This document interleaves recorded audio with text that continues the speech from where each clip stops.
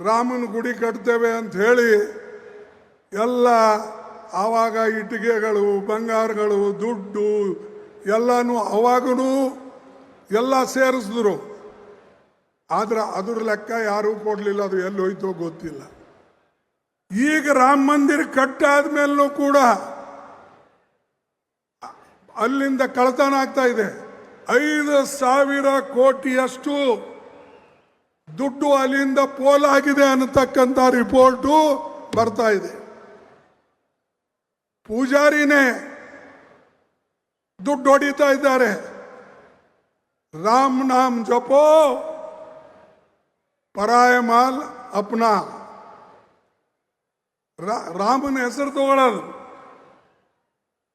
ರಾಮನ ಹೆಸರಿನ ಮೇಲೆ ಲೂಟಿ ಮಾಡೋದು. ಕೋಟ್ಯಾಂತರ ರೂಪಾಯಿ ಲೂಟಿ ಮಾಡಕ್ ನೀವು ದೇವರ ಗುಡಿ ನಿರ್ಮಾಣ ಮಾಡಿರ. ಅದು ಉದ್ಘಾಟನೆ ಯಾರ ಕೈಲಿಂದ ಆಗಿದೆ? ಮೋದಿ ಅವ್ರ ಕೈಯಿಂದ. ನಾನು ನೋಡಿಲ್ಲಪ್ಪ. ಅನೇಕ ಗುಡಿಗಳು ಕಟ್ತಾರೆ, ಈ ಯಾರೋ ಪವಿತ್ರ ಹಸ್ತದಿಂದ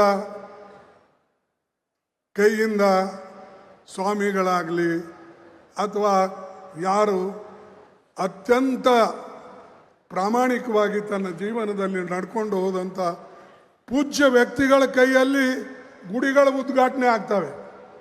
ಈ ಮಾರಾಯ ಪ್ರಧಾನಮಂತ್ರಿ ಆಗಿ ಆ ಗುಡಿ ಉದ್ಘಾಟನೆನೂ ತಾನೇ ಮಾಡ್ದ, ಆ ಸ್ಥಾಪನೆನೂ ತಾನೇ ಮಾಡ್ದ, ಕತ್ರಿ ಹಚ್ಚಿ ಬಾಗಿಲನ್ನೂ ತಾನೇ ಉದ್ಘಾಟನೆ ಮಾಡ್ದ.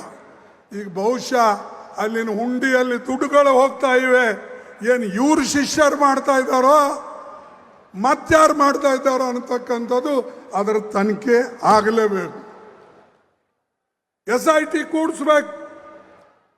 ಏನು ಅಲ್ಲಿ ಯೋಗಿ ಹೇಳಿದ್ದಾರೆ, ಏನಂತ ಹೇಳಿದ್ದಾರೆ? ರಾಮ ಮಂದಿರಕ್ಕಾಗಿ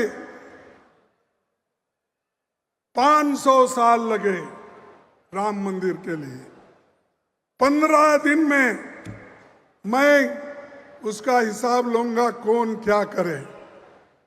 अरे 15 दिन क्यों लगते भाई तुमको?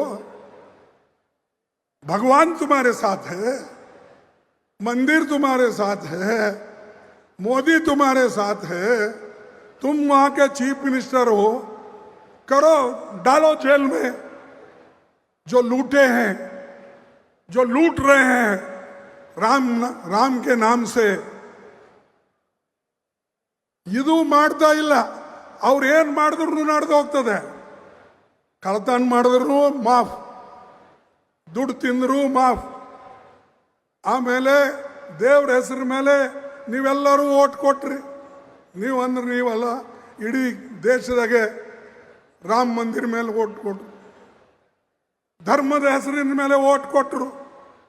ಆದರೆ ಇವರು ಧರ್ಮವನ್ನ ಉಳಿಸ್ಕೊಂಡು ಹೋಗ್ತಾ ಇದ್ದಾರಾ? ಧರ್ಮದ ಹೆಸರಿನಲ್ಲಿ ಈ ದೇಶದಲ್ಲಿ ಲೂಟಿ ಆಗ್ತಾ ಇದೆ. ಧರ್ಮದ ಹೆಸರಿನಲ್ಲಿ ಬಡವರನ್ನ ತುಳಿತಾ ಇದ್ದಾರೆ.